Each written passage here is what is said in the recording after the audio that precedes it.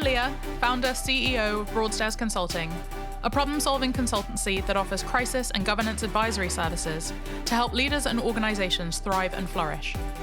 We believe crisis isn't an if, it's a when. And although we're unafraid of crisis, we've never known one to be resolved in a single day. However long the day or night that gave rise to the crisis in the first place, there's always something we can learn. That's the genesis of The Longest Day. Our guests have overcome a litany of crises. Many of our guests have worked with us in some capacity in the past. All of them have stories worth hearing. We trust them to make this worth your while. We hope it helps you trust us. Angelos Frangopoulos is a journalist and the CEO of GB News. GB News became Britain's first television news startup for more than 30 years. It was set up with the aim of broadcasting original news, opinion, and debate, with a mix of news coverage and opinion-based content. Angelos was previously the CEO of Sky News Arabia and was the managing editor of Sky News Australia for 22 years, building it into the country's leading provider of 24-hour television news services. We are absolutely thrilled to have Angelos on the podcast today, and it is wonderful to be here in GB News' podcast studio. Angelos, welcome to The Longest Day. It's my pleasure. So I wonder if you might be able to tell our listeners, what was your longest day? My longest day? All days are pretty long. I've had a few. Well, I think actually all days are pretty long. I mean, the last. We're nearly 2 years old here at GB News, and a startup by definition really is in constant crisis. Although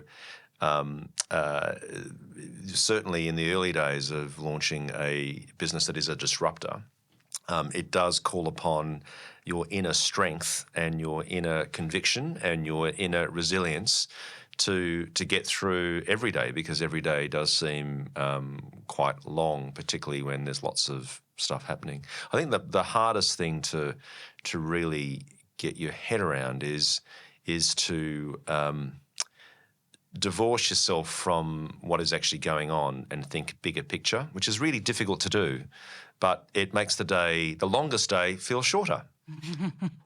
And have there been any specific times in your career to date where you have felt at a crisis point? I don't think crisis is such, because to me a sense of crisis means a lack of control and a lack of a way forward. And people talk about crisis like, you're at a crossroads or you're at a crisis. And I think it really is very much a state of mind. You can have a lot of things going wrong at the same time. But, if you just stop and just write down what is going on a piece of paper and go, okay, these are the three things that are happening right now. Clearly that one's the priority. And then after that one, and I tell you, if I fix that one, the other one will get fixed too. So, and I think that it really is just a case of stopping and just taking a deep breath. Hard to do when you've got stuff happening all around you. How important do you think the people around you are when, particularly in a startup environment, when things start to feel out of control?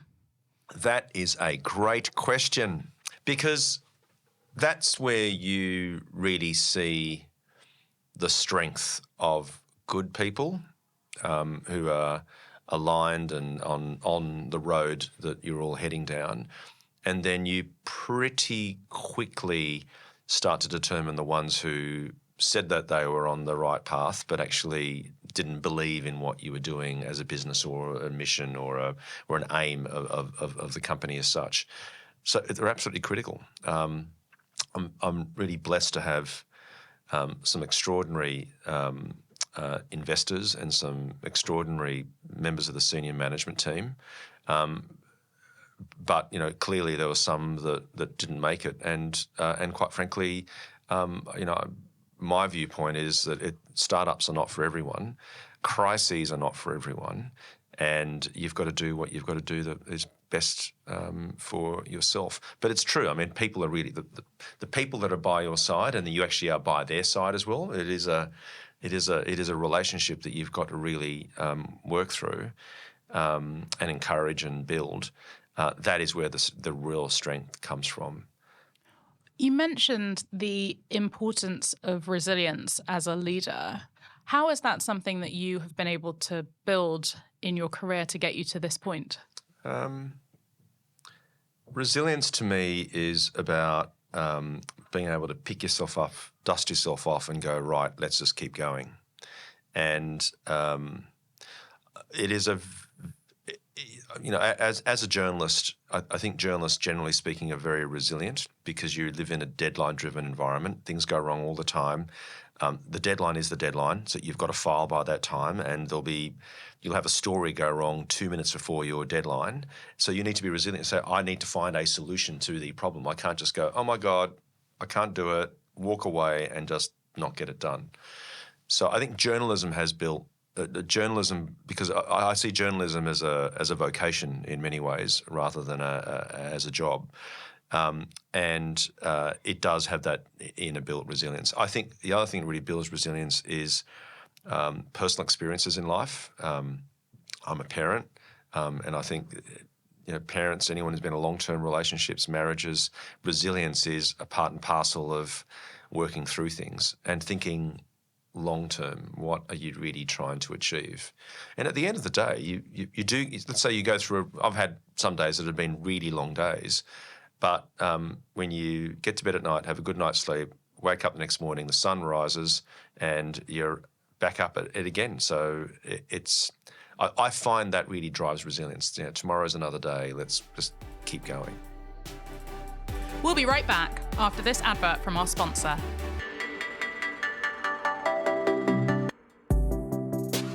This episode of The Longest Day is sponsored by Grosvenor Search, a specialist NED recruiter in the asset management space. Board diversity shouldn't be reducible to tokenism. Rather, efforts to diversify boards must be focused on ensuring that the top 5% of talent are identified, and once recruited, empowered to strengthen existing boards. Grosvenor Search offers a targeted approach to ensure that your board receives the most impressive diverse talent. For more information, email info@grosvenorsearch.com. Let's get back to today's guest. My background is as a lawyer, and I now find myself as a CEO of a startup. How has your journey, I suppose, acting on various boards and being at the helm of a lot of decision-making and people management and difficult decisions, how have you scaled that journey using the skills that you learned as a journalist? And what have you had to do to make up the difference? Well, the greatest lesson that comes with, age and experience is that the best decisions are decisions made with other people, because life is it's a collaborative environment. These newsrooms are a collaborative environment. Business is a collaborative environment, and life is collaborative, really. So I don't see this specifically as a journalistic skill. It really is about working as a team. I mean, I'm a real believer in the power of the family unit. I think that is something that is important to me personally, and we try to have that same philosophy in a business that really is high pressure, deadline driven. Things go wrong. If we've got each other to support and have a bit of a laugh, sometimes you've got to laugh at stuff that goes wrong, and you go like, you could not make this stuff up. It's just really healthy. I think the worst thing about crisis, the worst way to handle crisis is to handle it in isolation, to sit in a dark corner and just go, oh my goodness, everything's going wrong, because that is a crisis creating another crisis. So yeah, resilience is really, really important. And also framing things. I mean, it's interesting when we've had times here that we've felt everyone's against us because we're a disruptor. But if you turn that around the other way around, you go, actually, of course everyone's against us because we are disrupting the status quo of an industry that has not seen change for 3 decades. And then you start to think, oh, actually, hang on, the crisis is actually a sign that something is being achieved, and that being an underdog is a really powerful position to be in, because the audience that we serve feel like underdogs as well, because we're not part of the establishment. We are a mainstream media company reaching people around the UK who don't necessarily feel that their voice is heard. How do you bottle that enthusiasm and that excitement and that risk-taking so that it permeates through the culture of the organisation? It's very hard to do because different people cope with change and crisis differently, and for some they just can't handle it, and for some it feels uncomfortable and not a very pleasant environment to be in. Because when you've got a lot of stuff going wrong, it's hard to know where to turn. We try to be, very closely collaborative in terms of the way we operate. I mean, no single person can make this business run every single day, so it is teamwork by definition. And as we are more established over time, those things become easier.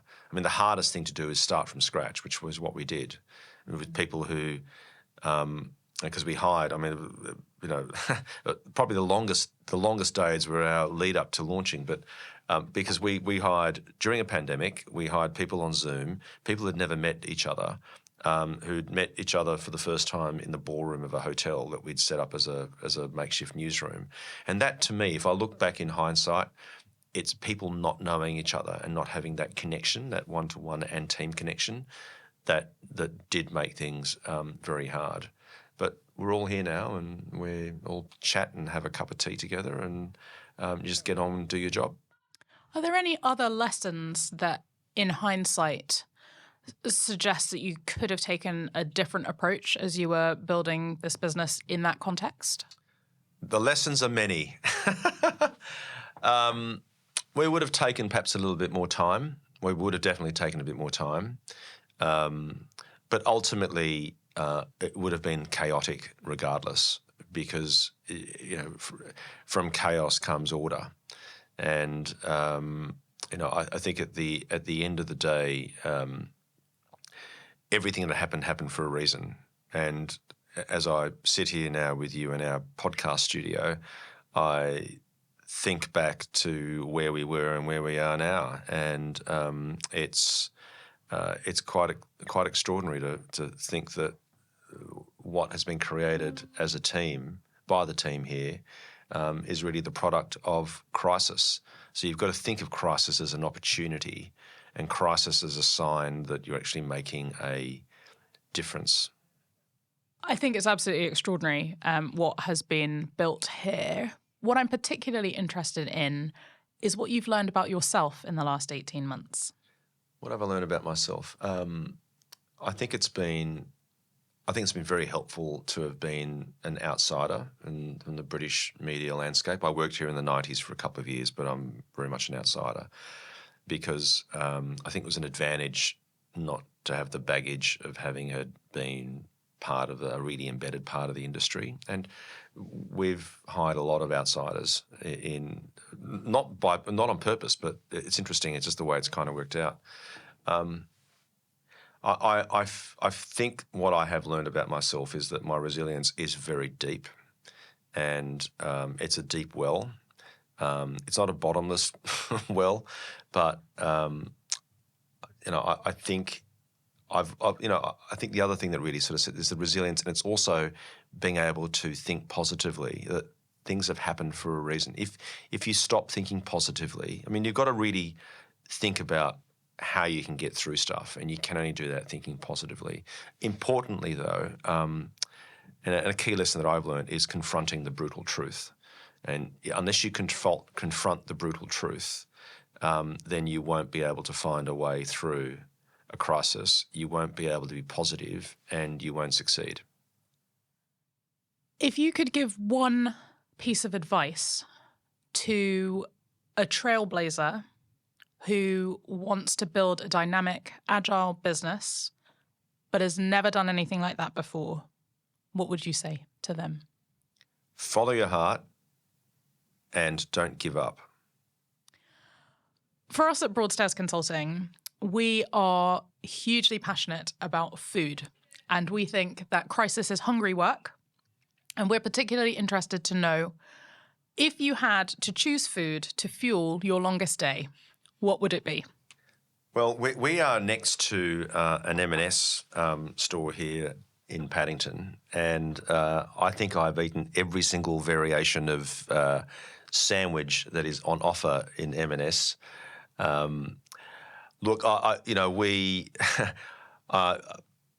have to say, I love fruit, and I find fruit just gives me a real up, which is great. Oh, that's wonderful. And a good cup of tea. Yes, you cannot beat a good cup of tea. Well, Angelos, we've loved having you on the podcast. We've loved hearing about your experiences, and really exciting to see what's going on at GB News. We will be following with great interest, and hopefully we'll get to work together in the future. But thank you for joining us on The Longest Day. It's been my pleasure. Thank you.